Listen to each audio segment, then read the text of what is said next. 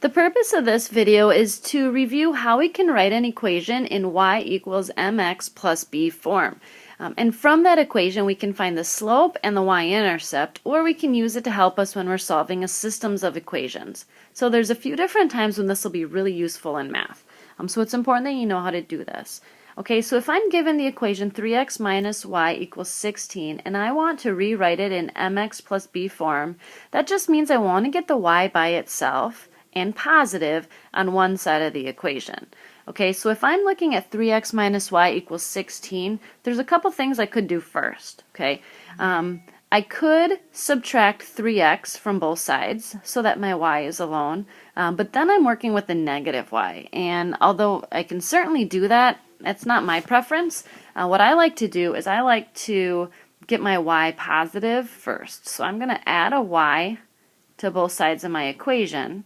And now I have 3x equals 16 plus y. Now I'm going to go back and take 16 away from both sides. And I have y by itself and 3x minus 16. Now, although this looks like it's written in a little bit different order than y equals mx plus b because I have the y on the right, it's still mx plus b form because I'm saying what I'm multiplying my x by and I'm showing my y-intercept here. So I can leave it like that, or you can rewrite it as y equals 3x minus 16. This is an equation where my slope, or my growth, is going to be 3, and my y-intercept is at the point 0, negative 16. Let's try another one. Alright, we want to turn this one into y equals mx plus b form. So I've already got my y's positive, so I'm going to leave that where it is. I'm going to subtract 5x from both sides. And so I have 2y equals negative 5x plus 9, or you could have done 9 minus 5x. But again, my final answer, x comes first. So I'm going to kind of do that now to save steps later. And then we're going to divide both sides by 2 so that that y is all by itself. And I have y equals, now at this point we need to divide this out. I need to do negative 5x divided by 2, and then I need to do 9 divided by 2.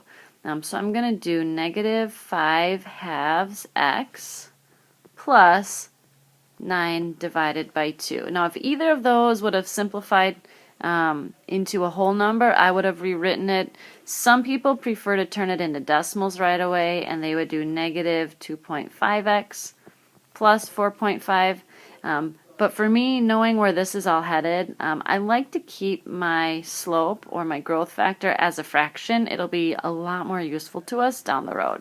So I would keep this one as my final answer, though either one would be acceptable.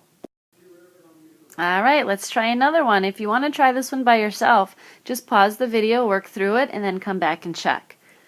Alright, let's get our y's positive. Okay, so what I'm going to do is I'm going to add 2y to both sides right away. So I have negative 7x equals 18 plus 2y, and I'll take 18 away from both my sides, so I have 2y is equal to negative 7x minus 18, and to finish this off I need to divide both sides by 2. So on the right I have y, and now over here again I need to do negative 7x divided by 2. Since it doesn't give me a nice whole number, I'm going to leave it as a fraction, negative 7 halves x. Alright, and then now I have to do my negative 18 divided by 2. Well, negative 18 divided by 2 is negative 9, so that part I actually just divided out.